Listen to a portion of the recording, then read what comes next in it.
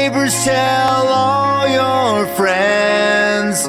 It's the answers you need to know. It's the Wyatt Sharp Show. Hello, everyone, and welcome to the show. Today I have the privilege and honor to speak with Colin D'Mello. Colin is the Queen's Park Bureau Chief and reporter for CTV News, and he is someone who covers Ontario politics on a daily basis. So, Colin, my first question is actually, normally I would say, why did you get involved in politics? But you're not a politician, you're a journalist. So why did you get involved in journalism? Oh, that's a great question, Wyatt, and I'm really excited and happy to be here on your show. For me, journalism was kind of a natural extension of what my personality was. My personality has always kind of been very curious, very intrigued by things around me, and also, I've always had a flair for the performance. And so journalism and broadcasting kind of went hand in hand because for me, it allowed me to kind of really tell a lot of good stories about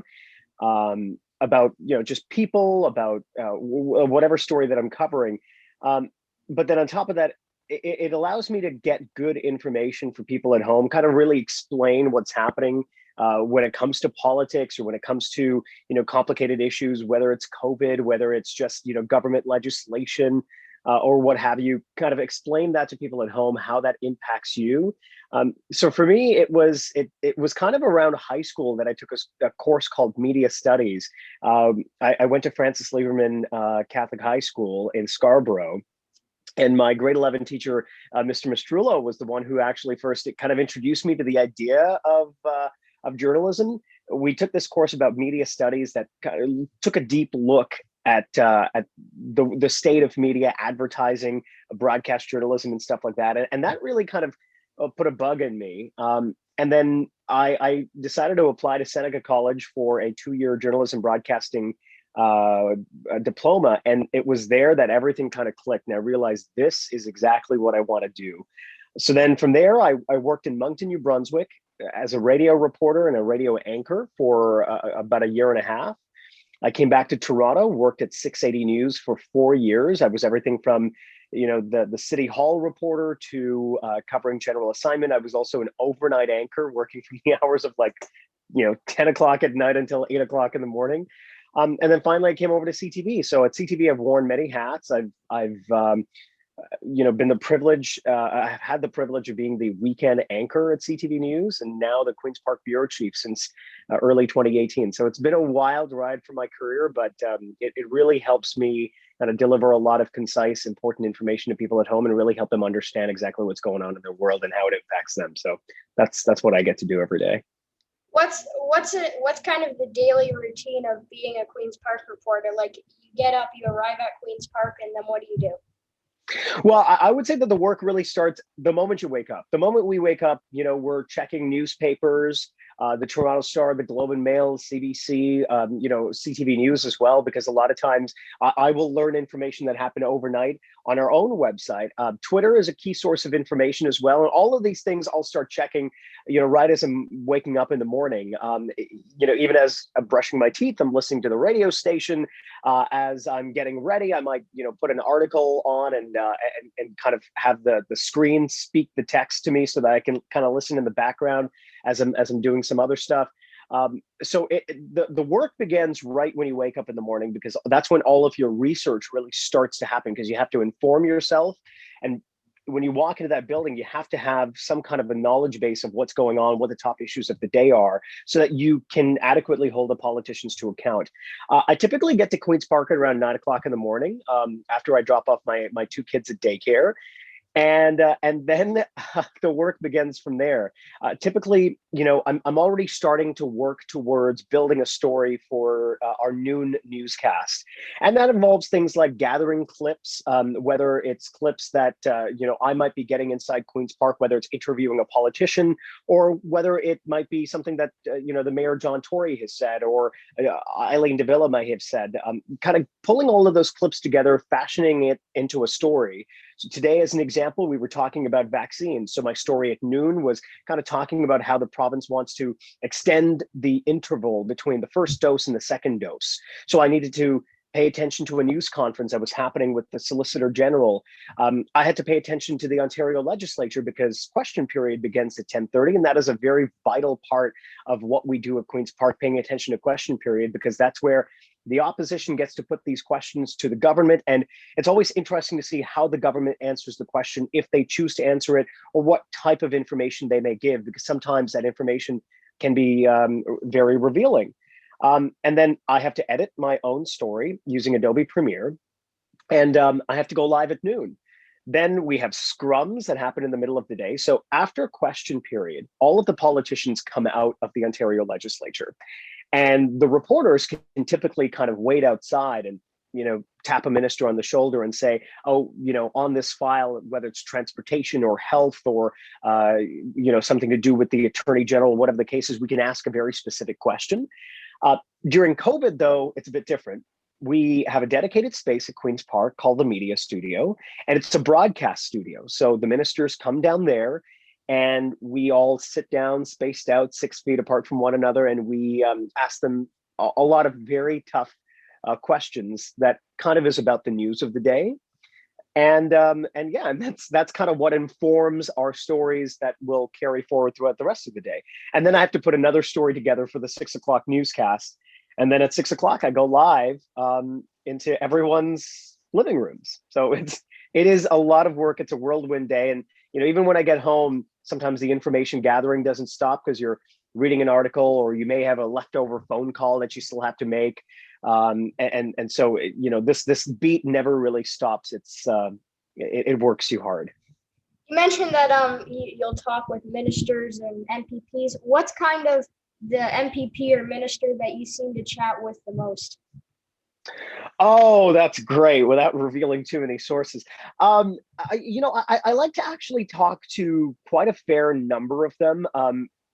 What's different about COVID is COVID means that we can't necessarily be, face to face with the politicians. But whenever I get that chance to, even now when we're wearing masks, I love chatting with a whole number of them, whether they're in government, whether they're not in government. Some MPPs are a little bit more friendly, or they aren't terrified of the media. Some are, and so they kind of keep their distance because they're always worried, are we going to turn something into a story? And sometimes we just like to talk because that's the nature of our job. So I'd like to say that I actually have good connections, good relationships with a fair number of them. But when I bump into people in the hall, I'll chit chat with the Minister of Finance. It doesn't matter to me whether you're a minister or a backbench MPP. I will treat you all the same. A lot of times I'll talk to them about family, about life, what's going on, how's your how are your kids? How are you coping with COVID and stuff like that? And then sometimes I may trickle into business where I might need to get a clarification. A lot of times too, it's the staff. There are a lot of really good, hardworking staff at Queen's Park who, you often get to know. Sometimes you befriend them. And these are the people who often you come in contact with most because they're the go-between between you and the minister. So you get to form some really good, long-lasting relationships with staff members as well, friendships. And, some of them I actually do consider as a friend. And so on the drive home, sometimes I'll call some of them just to, shoot the breeze, talk about the day, what went wrong, kind of get some gossip about what happened at Queen's Park. And that's how we kind of inform ourselves about everything that's going on.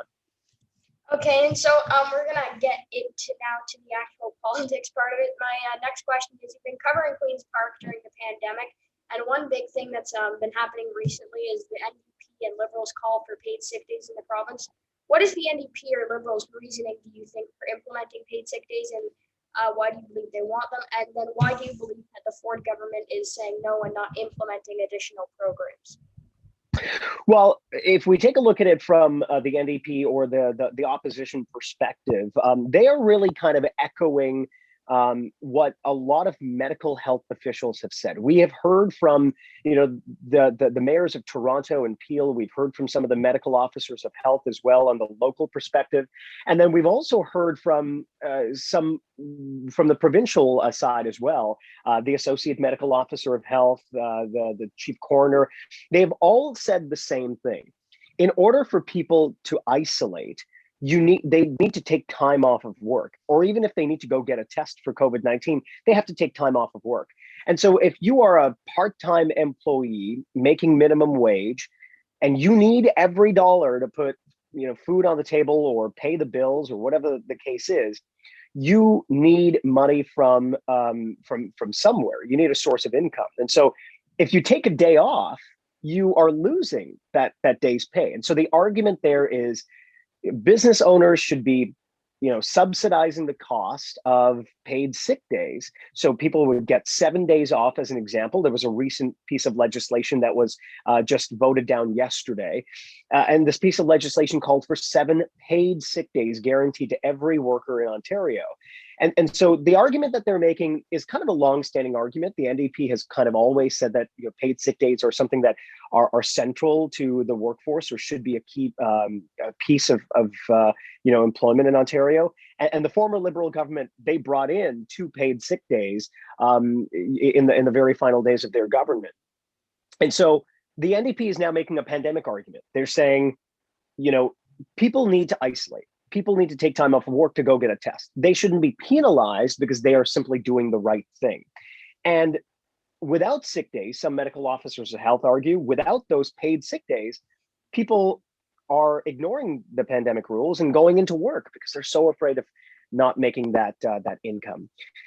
On the other hand, the Ford government has repeatedly made, the same argument. There is a federal support program, that's been put in place, and the Ford government has advocated to increase that program to make the supports even faster, so that the checks get out the door right away. They've advocated from taking it from a $500 a week program to a $1,000 a week program. So they believe that is adequate enough in order to get us through the pandemic.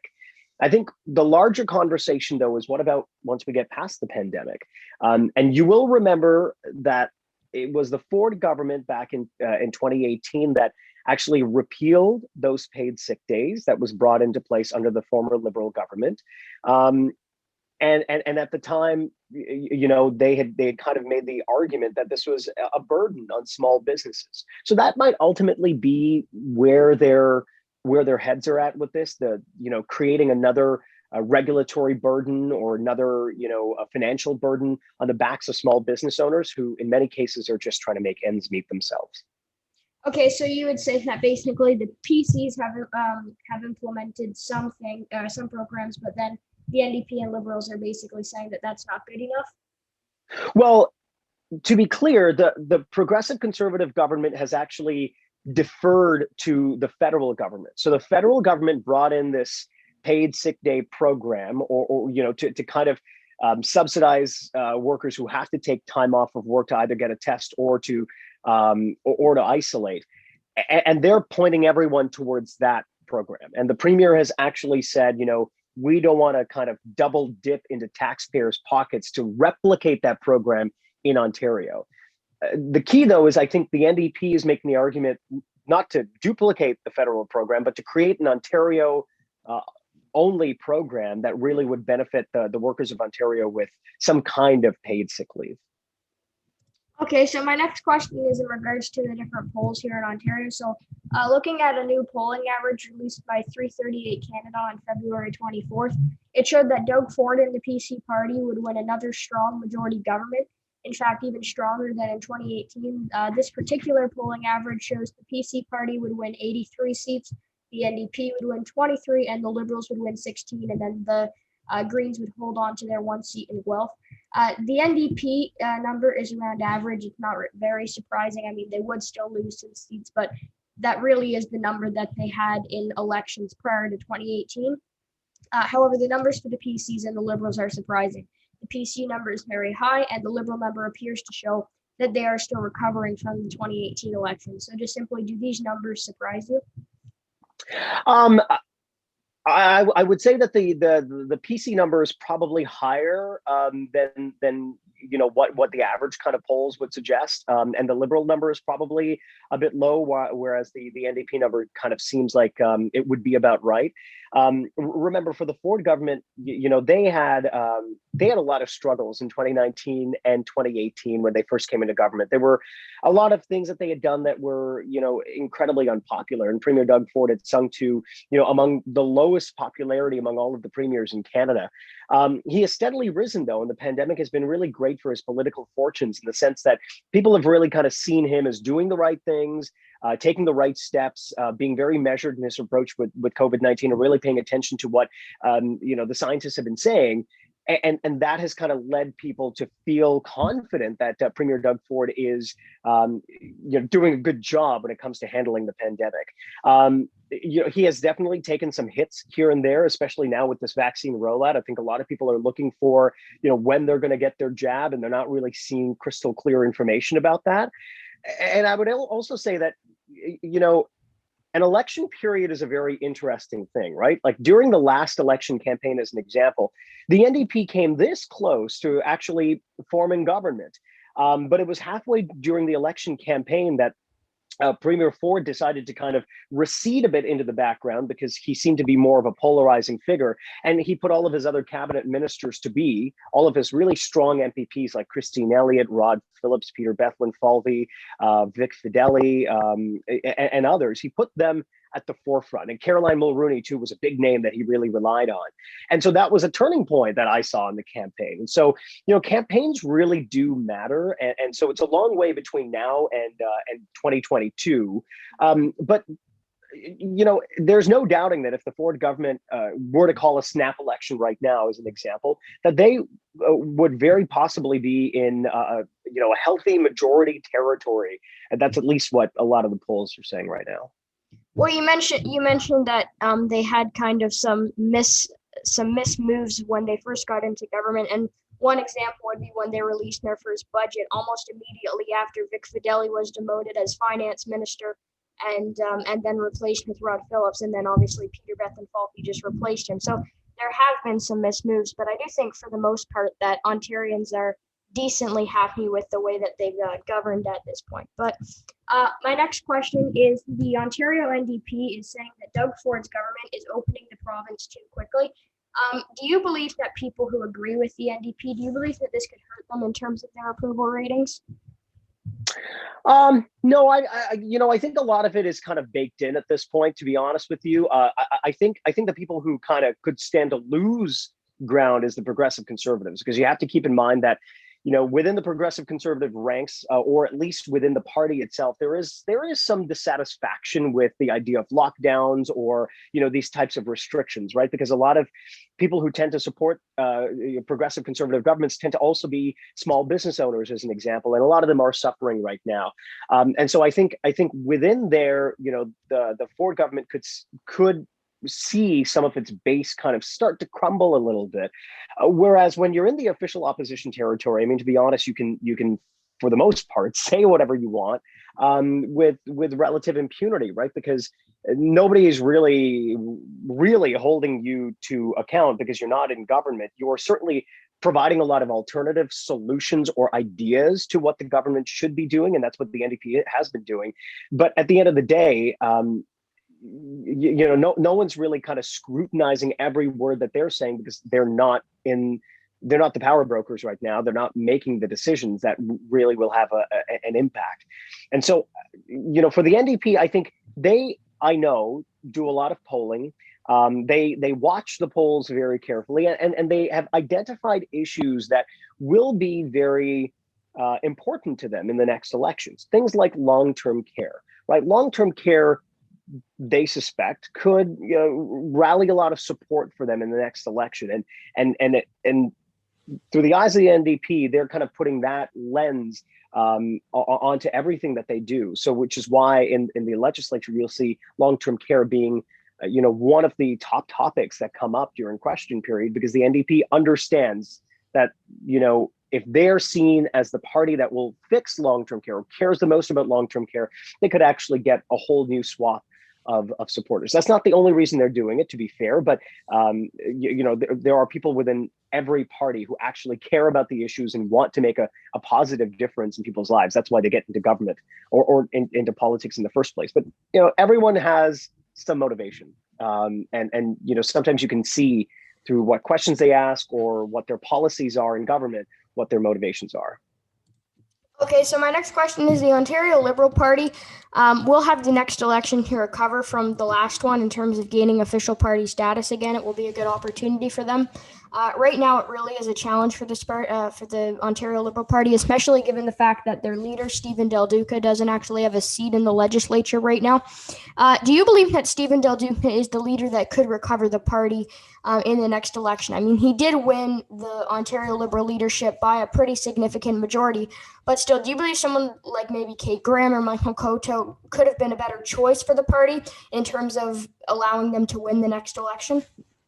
Well, you have to look at it from two perspectives, right? I mean, on one hand, there's the rebuilding of the party, and Stephen Del Duca is a bit of a juggernaut in that regard compared to his opponents in that leadership race, and so they're looking at really rebuilding the party from the ground up, and in doing so, they're looking at fundraising because they need to kind of get in as much money as possible, bring supporters back into the fold. And so, Stephen Del Duca has always been kind of described as a good political organizer, somebody who can do the groundwork, can really hustle, and can really bring in those donors and that support. And he too is, he's a protege of Greg Sorbara, who was the former finance minister in Ontario and really a power broker in his own regard. And so Stephen Del Duca, from the party's perspective, is the right person right now to be able to rebuild the party. I think Del Duca acknowledged when he won, and that was, what day is it today? It's the 2nd of March. So it would have been almost a year ago on the 10th of March that he won the leadership. And he acknowledged that he's not winning any personality contests, right? If you put him up against Michael Coteau or Kate Graham in her in her speech last year, actually sang. I think she sang an ABBA song. If you change your mind, take a chance on me. That was a song, and we were in a room full of liberals, and she brought the house down. And a lot of these supporters were Del Duca supporters. She still brought the house down. So, if you're looking at it from a charisma perspective, I mean, even Stephen Del Duca will acknowledge that he's not winning a personality contest. I think what's interesting for him, though, is whether he can kind of break through and be able to convince the general public of two things. One, he needs to kind of, get them to understand or know who he is, because a lot of polls, there is very little recognition when Stephen Del Duca's name is kind of presented to the electorate. But secondly, that he's different from the old guard. He was a cabinet minister in Kathleen Wynne's government. He was the transportation minister during a time when some dubious decisions were made that were raised by the Auditor General. And he was there when the government, had this massive budget in their final year of government with a massive deficit. I can't recall, was it 6 billion, 8 billion? The Liberals are going to be painted as, here's the new king, who's same as the old king, right? And so I think that's what he's kind of have to distance himself from. But ultimately, if people don't know who he is, it's going to be pretty difficult. And right now, he's got very little recognizability.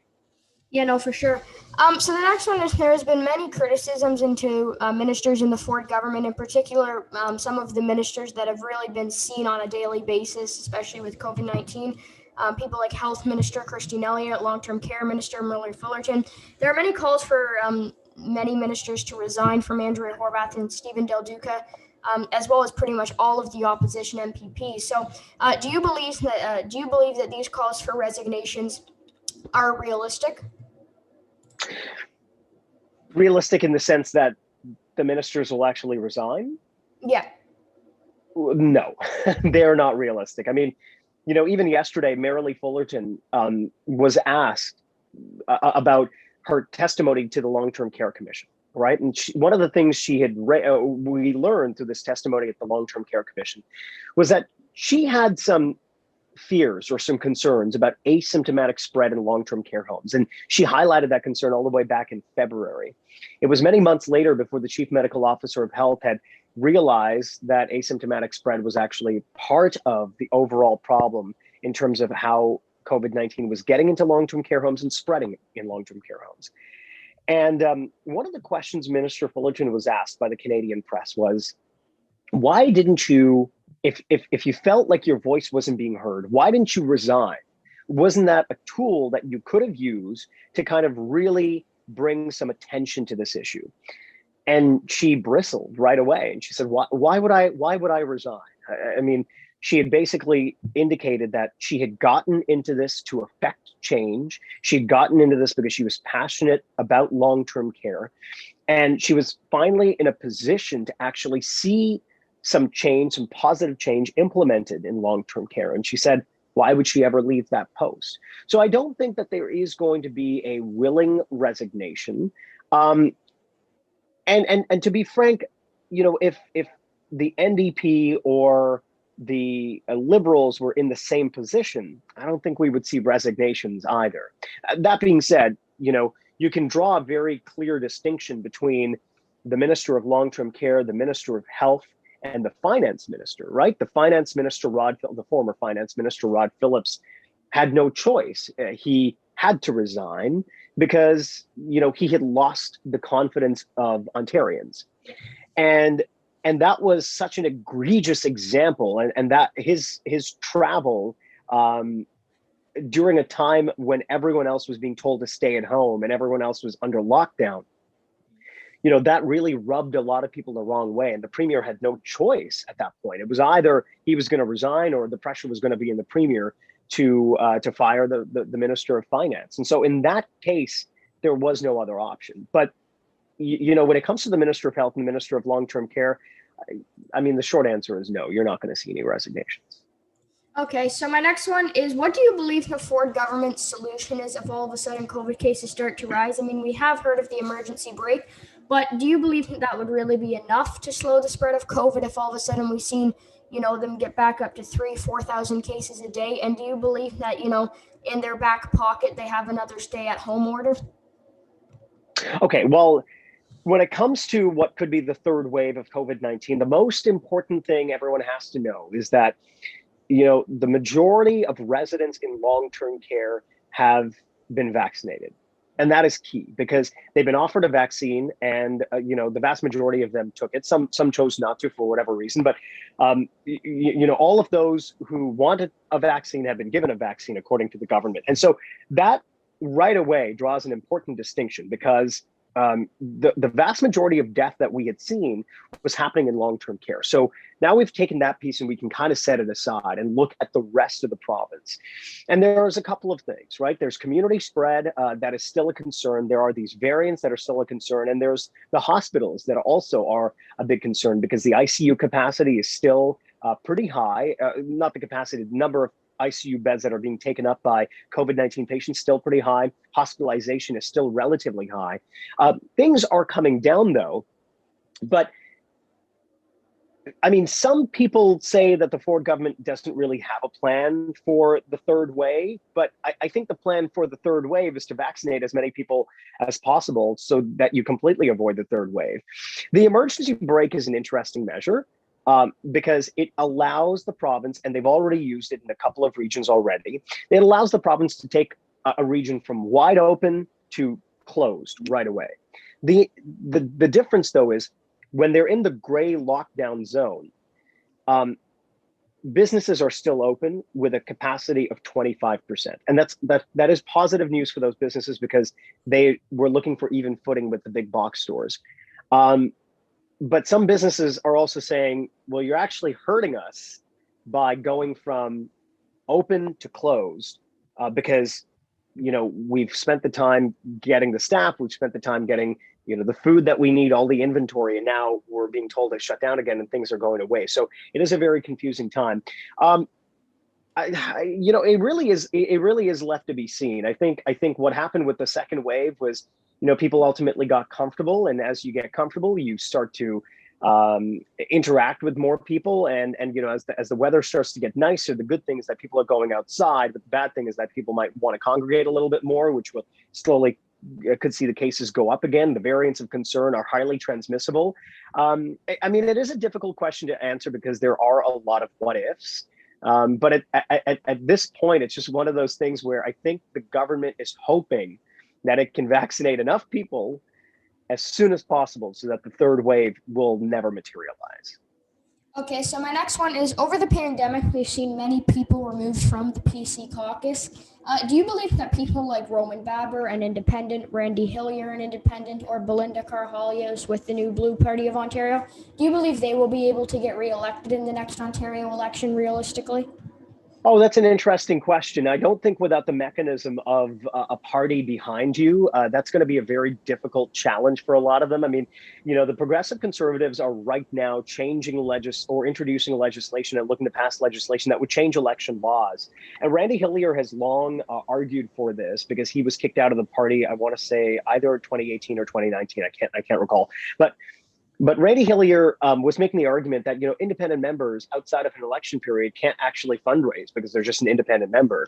The concern with Elections Ontario being, I could then easily say that I'm running for election and start raising money, right?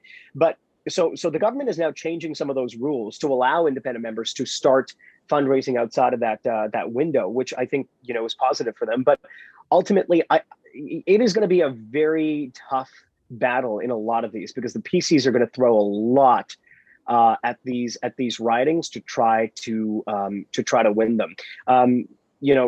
Roman Baber's riding certainly it's going to be a tough race between them and the Liberals. Randy Hillier's been there for a while, but they're likely going to find some kind of a star candidate to run in his riding so that they can topple him, because Randy Hillier has long been a thorn in the side of the Progressive Conservative Party. And with Belinda Carvalhos, that's going to be very interesting because, because she and her husband, Jim Carvalhos, they really understand how to organize. They really understand how to do the grassroots organization. And so there is a slight chance there that they could actually pull off a victory. But, without the money, and without the staff, and without the ability to go knock on doors and get out the vote, it is going to be very difficult to convince a lot of people that, they should put their support behind you rather than put their support behind an MPP who would ultimately also be sitting in government. Yeah, so out of Roman Baber, the member for York Centre, Randy Hillier, the member for Lanark, Frontenac, Kingston, or Belinda Carvalhos, the member for Cambridge, which one of them, is there one that really stands out to you in terms of being able to be reelected by the people in their riding?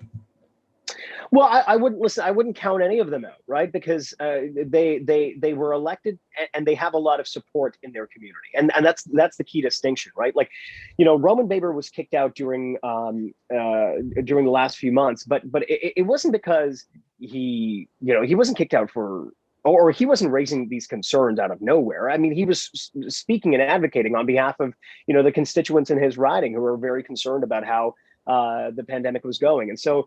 It all depends on whether they're actually able to harness all of that support and really turn that support into votes. I think it's going to be a very tough struggle for all three of them. I think they recognize it. And one of the things is it's, with Roman Baber and with Randy Hillier, they have a lot of support right now during this pandemic, right? They have a lot of support from people who, dislike the way the government has rolled out all of these measures. Some people, don't want to wear masks. They feel constrained. They feel like their constitutional rights are being trampled upon. But ultimately, those people are spread out all across the province. They're not all concentrated in their riding. And so if they were all concentrated in their riding, they could win a re-election, no doubt. But it's the efficiency of that vote that they ultimately lack, because their support is spread out all over the province, and that ultimately will be part of the difficulty for them. Okay, and so my next question to you is, I want to get your opinion on vaccines, because the federal Liberal government has said that September 2021 is when all Canadians will be vaccinated by, meaning that all Ontarians will be able to be vaccinated by that time as well. Just going based off the fact that the Ontario government really hasn't released a deadline, so I'm kind of just going off the federal one. But that would be based off the number of vaccine shipments, but then also based on the approval of the AstraZeneca vaccine. So with that, do you believe that that deadline is realistic, and do you believe that all Ontarians will be vaccinated by that time? To be honest, it's not a matter of what I believe or what I don't believe. What it boils down to is, how many vaccines do we actually have, and what's the strategy to get them in people's arms? As it stands right now, it seems like by March we'll have a significant percentage of the population vaccinated. The government itself, we've asked them this question as to whether or not the whether or not the September timeline is one that they can live up to. We asked the General Rick Hillier this, and he didn't want to necessarily say for sure. There are a lot of variables here. We could have another shortage. I don't know. Today we learned that in the United States, as an example, they're expecting they have enough vaccines for every adult, and they're going to have them by May. So does that mean that Pfizer would be willing to then, ship some of those vaccines north to Canada? I don't know. I think there are a lot of variables that could either delay that timeline or speed up that timeline. I'm sensing, though, that from where we are now until the end of this vaccination campaign, it only stands to get faster, not slower. And that's because there are additional vaccines that still have to come online. Johnson & Johnson is a great example. It's a single-dose vaccine. And once that comes online, if we get enough doses, because remember, Canada has ordered enough doses for about 300 million people. So, once those things come online, it could only speed up the vaccination effort. So, the September timeline, from all that the government is saying, the federal government, they seem confident. They seem as if it is realistic. But, I think the General is right in saying that there are so many variables right now that we just don't know. And we thought we were going to be vaccinating, tens of thousands of people or a week in January. And we're at some points we're, vaccinating very few people. So it all depends on those variables.